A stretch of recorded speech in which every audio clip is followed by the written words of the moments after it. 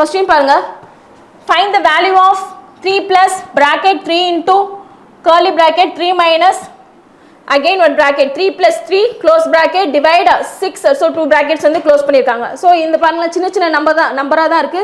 So இதை நம்ம மைண்ட்லேயே calculate பண்ணிடலாம். ஓகேங்களா, போர்ட் மாஸ் ரூல் யூஸ் பண்ணி ஃபர்ஸ்ட் நம்ம bracket ரிமூவ் பண்ணுவோம். ஸோ உள்ள இருக்க bracketல தான் வருவோம். ஸோ உள்ள இருக்க bracket பார்த்தா இதான் வந்து ஃபைனலாக உள்ள இருக்க bracket. ஸோ 3 plus 3 என்ன வரும் 6. அதுக்கப்புறம் என்ன பண்ணுவோம், bracket ரிமூவ் பண்ணதுக்கப்புறம் டிவைட் வருவோம். ஸோ 6 divided by 6 என்ன வரும் 1 வரும். நெக்ஸ்ட் இங்கே என்ன இருக்குது மைனஸ். ஸோ 3 minus 1 என்ன வரும் 2. இந்த bracket எல்லாமே ரிமூவ் ஆயிரும். ஸோ 3 into உள்ள என்ன இருக்கும் 2 தான் இருக்கும். ஸோ 3 into 2 என்ன வரும் 6. நெக்ஸ்ட் இந்த இதுக்கு வருவோம். ஸோ 3 plus 6 வரும்போது என்ன வரும் 9. ஸோ ஆப்ஷன் பி தான் இது இந்த கொஸ்டினுக்கான ஆன்சர். கொஸ்டின் பாருங்க.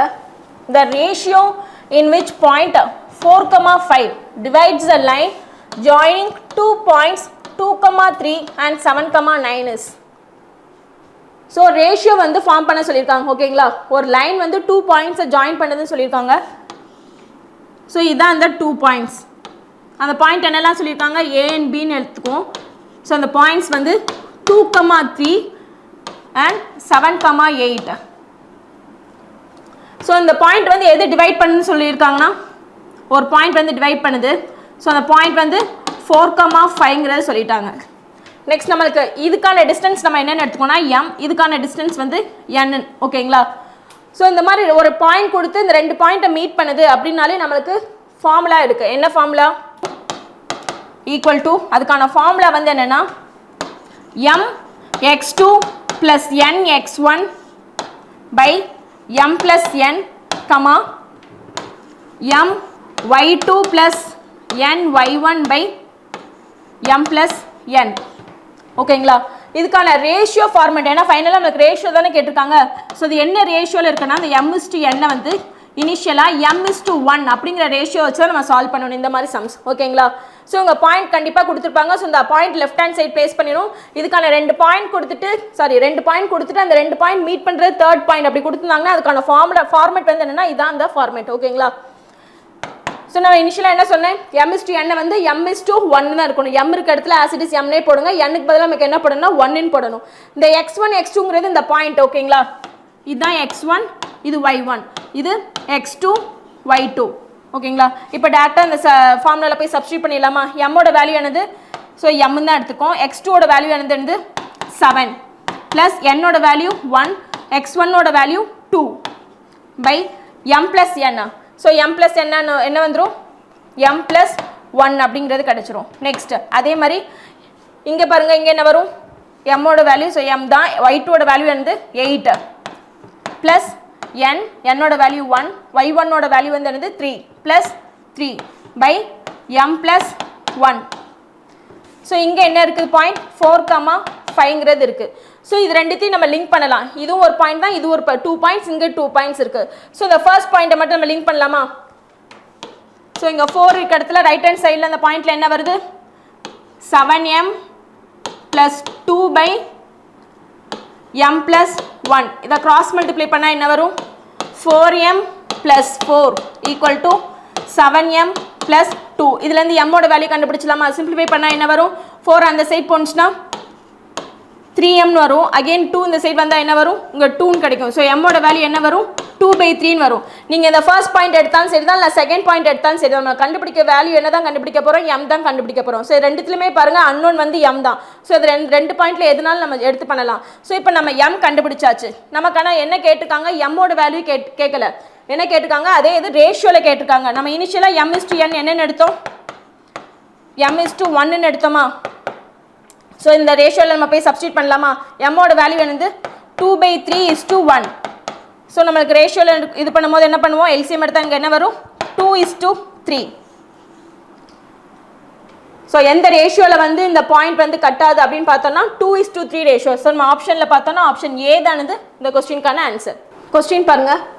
If the centroid of a triangle formed by the points 3, -5, -7, -4, 10, -k is at the point k, -1, then find the value of k. ஓகேங்களா, ஸோ கேயோட வேல்யூ கேட்டிருக்காங்க. ஒரு ட்ரையாங்கிளில் சென்ட்ராய்டு அப்படிங்கிற ஃபார்மேட் கொடுத்துருக்காங்க, points கொடுத்துருக்காங்க. அந்த சென்ட்ராய்டு பாயிண்ட் தான் என்னன்னு சொல்லியிருக்காங்கன்னா k, -1 அப்படின்னு சொல்லியிருக்காங்க. இந்த சென்ட்ராய்டில் இருக்க கே தான் நம்மளை கண்டுபிடிக்க சொல்லியிருக்காங்க. ஓகேங்களா, சென்ட்ராய்டு ஆஃப் த ட்ரையாங்கிளுக்கு நமக்கு ஃபார்முலா தெரியும். என்ன formula? x1 + x2 + x3 / 3, y1 + y2 + y3 / 3. இதுதான் என்னதுன்னா சென்ட்ராய்டு ஆஃப் அ ட்ரையாங்கிள். அந்த பாயிண்ட் கண்டுபிடிக்கிறதுக்கான ஃபார்முலா. நமக்கு அந்த பாயிண்டே கொடுத்துருக்காங்க. என்ன கொடுத்துருக்காங்க? k, -1 கொடுத்துருக்காங்க. ஸோ இதில் இருக்க நமக்கு என்ன கண்டுபிடிச்சோன்னா நம்மளுக்கு வந்து கே வேல்யூ கண்டுபிடிக்கலாம். இந்த எக்ஸை சப்ஸ்டியூட் பண்ணால் மட்டும் போதுமா? ரெண்டு ஈக்குவேஷன், இதுவும் ஒரு பாயிண்ட் தான், இதுவும் அதே சேம் சென்ட்ராய்டு ஆஃப் த ட்ரையாங்கிளுக்கான ஃபார்முலா தான். ஸோ இதில் கேயும் இந்த ஃபர்ஸ்ட் இதையும் நம்ம லிங்க் பண்ணாலே நம்மளுக்கு கேயோட வேல்யூ கிடச்சிரும். இங்கே பாருங்க 3 பாயிண்ட்ஸ் கொடுத்துருக்காங்க. ஸோ அதில் இருக்க டேட்டா தான் வந்து x1. ஸோ இதில் இருக்கிறது பாருங்க, ஃபர்ஸ்ட் பாயிண்ட் என்ன கொடுத்துருக்காங்க? 3, -5.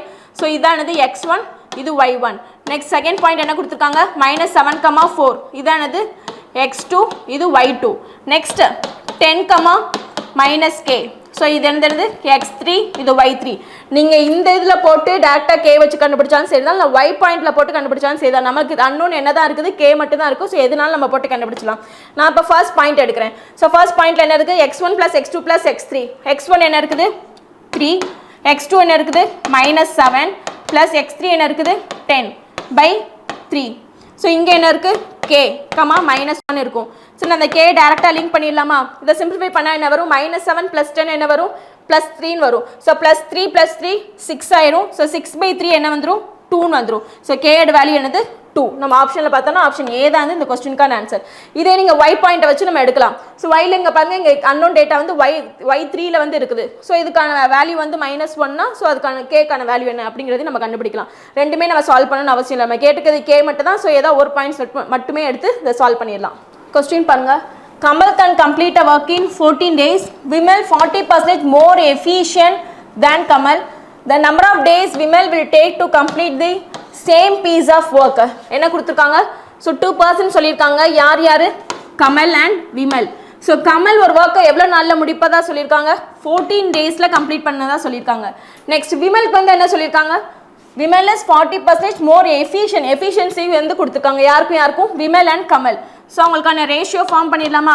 ஸோ பர்சன்டேஜ் தான் கொடுத்துருக்காங்க. ஸோ பர்சன்டேஜ்னாலே நம்ம டெஃபினட்டாக என்ன ஃபார்ம் பண்ண முடியும்? ரேஷியோ ஃபார்ம் பண்ண முடியும். ஸோ பர்சன்டேஜ்னாலே நம்ம என்ன எடுப்போம்? 100% எடுப்போம். ஸோ யார் அதிகமாக பண்ணுறதா சொல்லியிருக்காங்க? Vimal is 40% more. ஸோ விமலுக்கு தான் 100லேருந்து கூட நம்ம போட போகிறோம், 140ங்கிறது போட போகிறோம். கமலுக்கு வந்து என்னது? 100%. கமலை விட 40% என்னது? விமல் வந்து எஃபிஷியன்சியாக இருக்கான். ஸோ 100 + 40 என்னது? 140 விமலுக்கு போடணும். ஓகேங்களா? நெக்ஸ்ட் இதில் ரேஷியோ ஃபார்ம் பண்ணிடலாமா? ஸோ காமன் டேர்ம்ஸ் கேன்சல் பண்ணால் இங்கே என்ன வரும்? இங்கே 7, இங்கே வந்து 2 டேபிளால் கேன்சல் பண்ணால் 7:5. ஸோ இந்த 7:5ங்கிறது அவங்க என்ன சொல்லியிருக்காங்க? எஃபிஷியன்சின்னு சொல்லியிருக்காங்க. ஸோ எஃபிஷியன்சி வச்சு அவங்க கொடுத்துருக்கிறது வந்து டேஸில் கொடுத்துருக்காங்க. ஸோ எஃபிஷியன்சி வச்சு நம்ம பண்ண முடியாது, டைமுக்கு மாற்றணும். ஓகேங்களா? ஸோ டைம் கன்வெர்ட் பண்ண என்னது? இவ்வளோ எஃபிஷியண்ட்டாக 7 ஒர்க்ஸ் நம்ம கம்ப்ளீட் பண்ணோம், 5 ஒர்க்ஸ் தான் கம்ப்ளீட் பண்ண முடியும் குறிப்பிட்ட இதுக்குள்ளே. ஸோ டைம் நம்ம என்ன பண்ணுவோம்? Reciprocal of efficiency. ஸோ இங்கே என்ன வரும்? 5:7. ஸோ டைம் எப்படி எஃபிஷியன்சிலேருந்து டைம் எப்படி கண்டுபிடிப்போம்னா, ஸோ எஃபிஷியன்சி அப்படியே ரெசிப்ரோக்கலாக எழுதிடணும். அவங்களுக்குள்ள தான் அப்படியே ரெசிப்ரோக்கலாக எழுதுனா அவங்களுக்கு என்ன வந்துடும்? 5:7 வந்துடும்.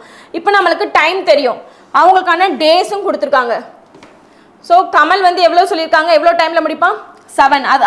அதே இது வந்து ரேஷியோவில் கொடுத்துருக்காங்க. அதே இது வந்து டேஸில் எவ்வளோ சொல்லியிருக்காங்க? 14 டேஸில் கம்ப்ளீட் பண்ணுவான்னு சொல்லியிருக்காங்க. ஃபைனல் நம்மளுக்கு என்ன கேட்டிருக்காங்க? விமலோட தான் கேட்டிருக்காங்க. விமலோட டைம் ரேஷியோ நமக்கு என்னன்னு தெரியும்? 5. ஸோ இதை வச்சு அவன் எத்தனை டேஸில் கம்ப்ளீட் பண்ணுவான்னு கால்குலேட் பண்ணிடலாமா? ஸோ இது கேன்சல் பண்ணால் என்ன வரும்? 7.